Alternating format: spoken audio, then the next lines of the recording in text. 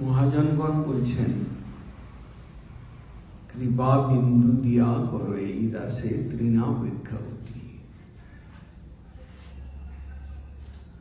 ভক্তি করতে গেলে কৃপা লাগে। কৃপা এমনটা দরকার হয় না যে ঝুলি ঝুলি দরকার।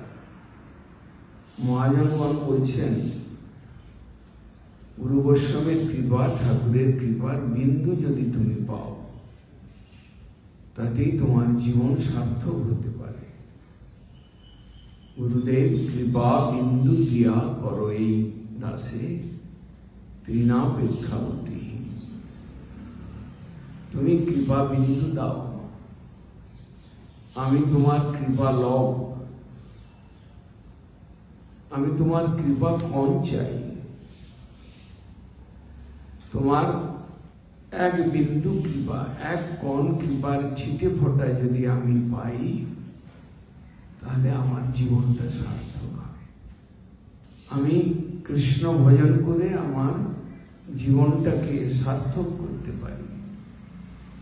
আমি মায়াবদ্ধ জীব, আমি 84 লক্ষ জনি ভ্রমণ করতে করতে আমার ভেতরে অনেক প্রকার নোংরা, কাম ক্রোধাদি নোংরা, অন্যাভিলাষ, অপরাধ, পাপ, এই সব কিছু আমার স্বভাবের মধ্যে ঢুকে বসে রয়েছে।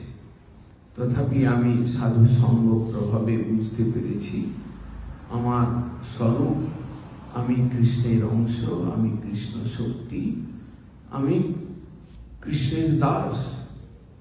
সেই দাসত্ব ধর্ম ভুলে মায়ার দাসত্বের মধ্যে পড়ে আমি ত্রিতাপ জ্বালায় দগ্ধীভূত হচ্ছি। তাই আমি, হে প্রভু, আমি প্রার্থনা করি, কৃপা বিন্দু দিয়া করো এই দাসে তৃণাপেক্ষাবতী।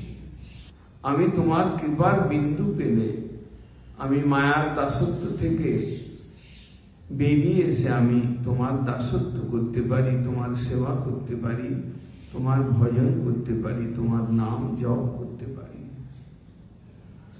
বদ্ধ জীব, মায়াবদ্ধ জীবের শত কৃষ্ণ জ্ঞান নাই।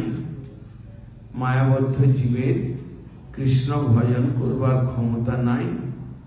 সে কেবল মায়ার দাসত্ব, শরীরের দাসত্ব, স্ত্রী পুত্র পরিবারের দাসত্ব নিয়ে সে মজে থাকে।